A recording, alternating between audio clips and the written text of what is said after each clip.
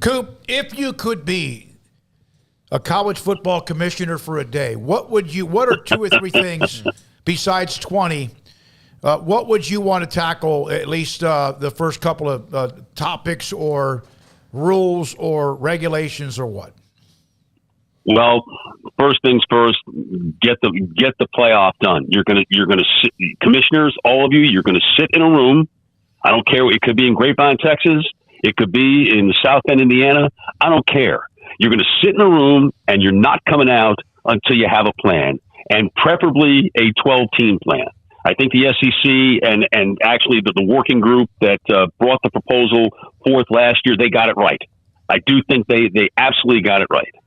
And then to that end, you make January 1st the last day of the season. January 1st is the biggest day in college football. It's the biggest games in college football should be played on that day, if not the single biggest game. And frankly, if the Rose Bowl doesn't want to come along with it, then screw them and just leave them in the dust. And you go off and you go do what you got to do. It's your job to sell the game of football. It's not your job to go sell a private organization's parade in the sunset. I mean, really, it's absurd. It's absolutely absurd. I can't agree more. Golly, thank you so much. I'm going to get a tattoo of you on my back. Yes, my gosh. It's just. Yeah, that was. We've had Brando on a lot, and he talks about how the college football has basically almost lost the month of December to the NFL. They have, yeah, totally, yeah, totally. I mean, seriously, every sport builds to its finish, except for college football, which goes in the tank to its finish.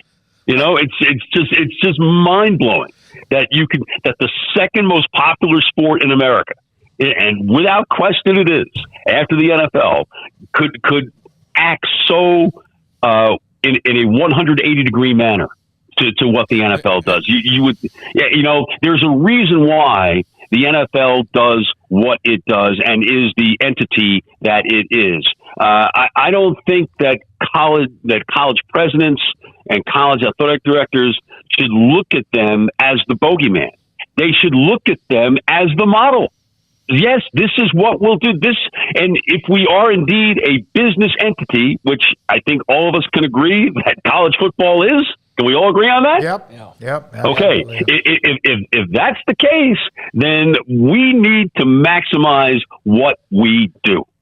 And we don't need to apologize to some third party bowl operator, or frankly some third party, meaning a television network, ESPN, to do what is right. To do what is right for the game. And I know, listen, Tim and I talk all the time, and Tim is so right on the concept of a Division I or FBS commissioner, and that football has to act in its interest, just as basketball needs a commissioner to act in its interests. The sports, they may be part of the same institutions, but the sports are entirely different and have entirely different issues. So this is what college sports has to be able to do. And I know we've gone beyond simply college football here, but I mean, solve the playoff, end the season on January 1st, come to a crescendo. If they solve that problem, they solve a lot of problems. And then obviously, look, you've got the NIL stuff. It's very much out of control. And, you hope that they, as the football entity, can put in rules that, restore really, I think, what everybody had in mind for NIL when it came into existence, to take care of the people who are already on campus and not necessarily use it as the recruiting tool. I mean, I was a part of the 30 for 30 on SMU back in 1987. I mean, SMU would be lauded for everything it did in putting that team together with all the cars and money that they passed out. They had the payroll to meet, and they did. And you know what? Now every school in Division I and FBS has that too. Chuck, you mentioned getting everything done on January 1st. That eliminates 3-4 weeks of downtime from the teams. And I would think that, not in every regard, but in some regards, that also eliminate blowouts, because I think sometimes you get blowouts in these postseason games because one coach knows how to navigate those 3 weeks a little bit better, and the other staff kind of maybe paralysis by analysis and gets to the game and everything kind of falls apart on them. Like, if it's regular, if you just keep on a regular schedule, I think the games would be better. No, I mean, there's truth, I think, in what you say, but I also think that there's still we've only had the college football playoffs since 2014. Right. So basically, we've only had 16 games, 16 semifinal games, right, from 2014 to 2021.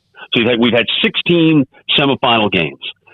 You know, not that I'm a math guy, because I'm really not a math and statistical guy. I mean, I like numbers occasionally, but I don't go deep into the weeds on them.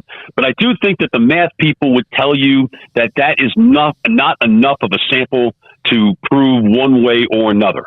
That just because there is the 3 or 4 weeks off, that automatically portends blowouts. Because styles make fights, and in many cases, what we've had are just bad matchups as much as anything else, maybe as much as whether or not a coach is capable of navigating the 3 weeks off and how you do that. But again, the larger issue for college football is, once we've had conference championships Saturday, and then, to a lesser degree, Army Navy the following week, I mean, you've got downtime. And that should not be the case.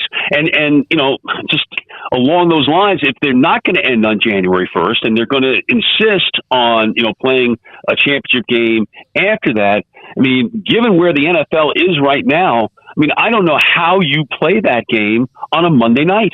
I mean, the college game gets absolutely no benefit from playing on Monday, no media buildup for it whatsoever, because the NFL is just coming off its weekend, and everything that's happening on Monday, on the game day, people are talking about what happened in the NFL over the weekend. Yep. Right? Yep.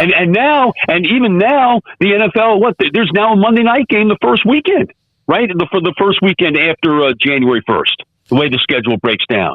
So I don't even know what the college football playoff is going to do with that. But if I was the college football playoff, I'd play it on a Thursday night. I'd absolutely go play it on a Thursday night if they have to do that after January 1st. No, go ahead. I'm sorry, go ahead. No, go ahead. No. After on Thursday night. Yeah. So I'm done. We have. I was going to tell you the chat room. I like this guy. Chuck has earned a follower. Spot on. Yes, he's legit. Definitely.